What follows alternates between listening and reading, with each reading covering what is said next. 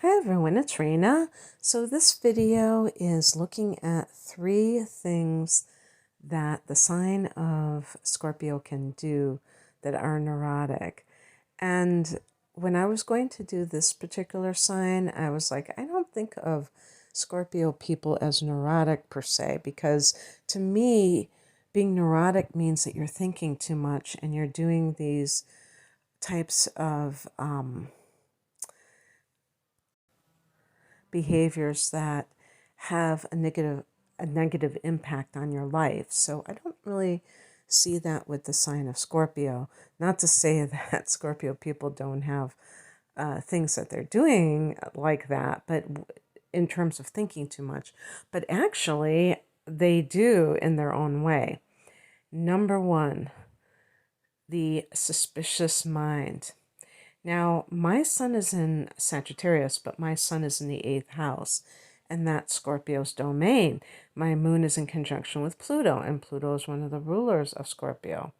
So I have this scorpionic energy in a kind of offhand way, and I see it within myself doing these types of videos. How I'm always like, with my partner saying, well, almost like you're doing some kind of like, what do you call it? Giving the third degree in a courtroom or something like that. And you may recognize that within yourself, that it's very hard for you to take what others say at face value, that you may probe them. You may have a very probing nature. Well, sometimes that can simply be that you're not superficial and you don't want, something maybe doesn't add up to you that they've said, and you want to really just understand it. But when you really get down to things, you are the kind of person that tends to be suspicious. And when it's taken too far, your mind can play tricks on you. And it's very possible that the person you're with is innocent and you're making them into somebody that is underhanded. It can save your butt if you're in a situation with somebody who's deceptive, because it's very likely that you will uncover their deception.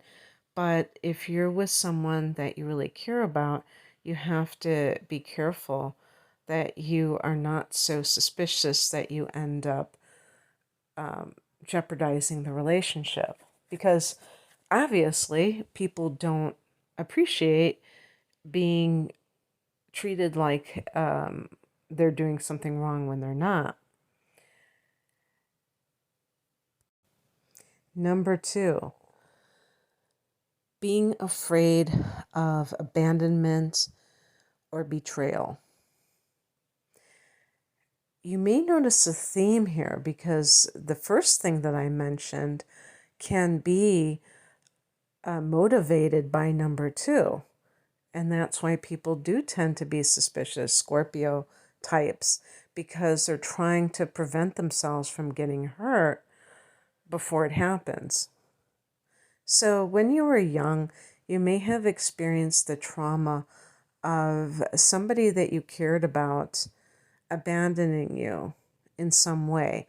With Scorpio, death can even be a part of this. And I haven't been labeling the title as Moon in Scorpio, but I think that I should, because sometimes the moon, this will show up even more so than the sun. It's important, obviously, when you're getting involved in relationships, to be healed to some degree, because if you're not, it's going to be very hard to trust others. There may be betrayal in your background. Oh, another way that this can play out, I didn't think of this specifically with Scorpio, but it's possible, is having a parent or other caretaker that is erratic. Maybe they had addiction issues, mental health issues, where they promised to do things and they wouldn't do them, or even just basic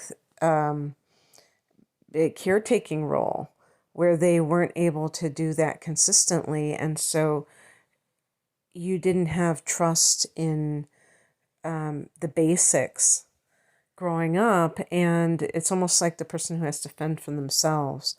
And part of what happens is there's kind of that hardened exterior, and a person doesn't let others in very easily.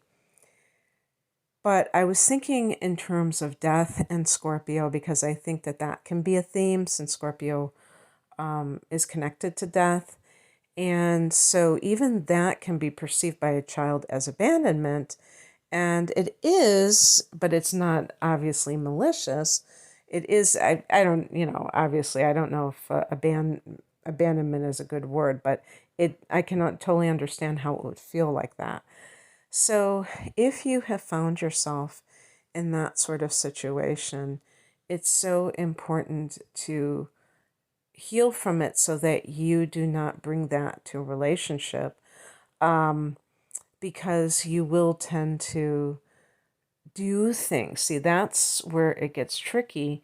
In order to prevent the abandonment, that suspicious mind can cause you to check somebody's phone, call them 10 times a day, and other similar behaviors like the detective who has gone mad, if you will. And sometimes a person hooks up with somebody who is deceptive, and it's a natural tendency to want to see if their perceptions are true about that individual. So I'm not even saying that it is not understandable why somebody would engage in that behavior. The problem is that it doesn't lead to peace of mind. So, and this is an interesting thing about Scorpio. I could very well make the case that Scorpio is the most powerful sign in the zodiac when you just take everything into consideration. But I think sometimes Scorpios are powerful in an outer way, but sometimes they have relationships where they really go through the ringer because of the dynamics within that relationship. You give away your power when you are in that state of constant suspicion. So, in other words, if you really feel like you can't trust the person that you're with, then why are you there in the first place? But sometimes you know that it could very well be you who is fueling all of that.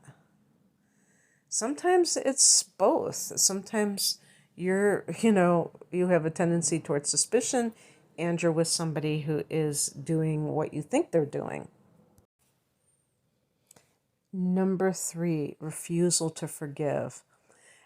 I don't know if this is even neurotic, but it is something that I think works against Scorpio people. Now, Scorpio is a fixed water sign, so it's not surprising that feelings tend to get cemented within Scorpio. This can work both ways. If you're somebody who, you have a first impression about someone, chances are you're going to keep that impression even if that individual shows other behaviors as proof that they're not who you thought they were.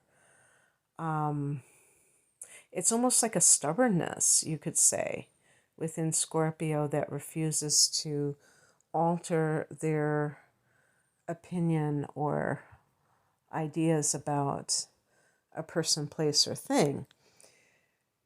So how this can play out is that if somebody does do you wrong and you are dealing with the aftermath of that, like let's say you do get cheated on, which is probably your worst nightmare. I think this also plays into another thing, which I could have put as number 4, which is vengefulness. This is the lower vibration, the lower aspect of Scorpio, some Scorpio people who are evolved will not go there. And by the way, being vengeful doesn't mean that you actually act on it, but you may just hope that that person gets their karma, their karmic bitch slap. I don't like to say the word bitch slap, but that kind of thing, because you feel that they are deserving of reaping the whirlwind for what they've done to you or what they've done to somebody that you care about. Maybe it's not you specifically, but you just have that feeling. Also, remember that Scorpio as a sign is right next to the sign of Libra. And so you may have inner planets in Libra. The moon can be anything, the ascendant can be anything, and they will influence as well. But you might have Mercury in Libra, Mars, that kind of thing. And that could definitely, especially like Mars, like the sense of the warrior, and it's like the warrior of fairness. You might be like outraged when you are treated or you are mistreated, and then that other person is just going on their merry way and it seems like nothing is happening. So these things are connected, and that can lead to lack of forgiveness. Now, the reason I would say that there's a neurotic quality about this is that the Scorpio person can think that there is power in not forgiving someone. And it's just like I say with Scorpio and vulnerability, being able to show your hurt, your fears, and in this case, if somebody is coming to you and they're being vulnerable, that you're able to honor that. Like if they apologize, and you're just like, no, you did this, that's it. And you think, wow, I showed them. Actually, it just indicates that there could be like a rigidity as well as a misunderstanding about what true power is. Now, it is the case that sometimes people do not apologize, and we're faced with this situation of, do we have a forgiving spirit in those circumstances? And of course, forgiveness has nothing to do with what that person is doing or isn't doing. It's understanding what forgiveness really is. It's not about that you're going to hang out with that person, you're going to talk with them on the phone, but you're not going to allow yourself to become bitter by their mistreatment. You're not going to drag their name in the mud so that everybody that you know is against them. Like if they have some relationship with that person. Because, for instance, a lot of us know that a parent who is angry at their partner may actually badmouth that individual to their children, and that is their children's other parent. And that is a no-no. But it's like that person cannot even stand that their children have this civil relationship with this person who did them wrong. But you have to resist that temptation. And that's kind of like, it kind of veers into that vengefulness that somebody would try to poison the well with their children. Feelings are very complicated, and obviously, I totally understand. Like I said, I have those kinds of influences that are in the background that are scorpionic, and I understand how you can feel so strongly about something, and it's hard not to feel resentful. And you can only feel what you feel, obviously, but it just gives you something to reflect upon, so that when those strong feelings come up, maybe you can make a different choice. Okay, that's what I have for you. I hope that this resonated. If you would like a private reading, the link is below. Take care. Bye.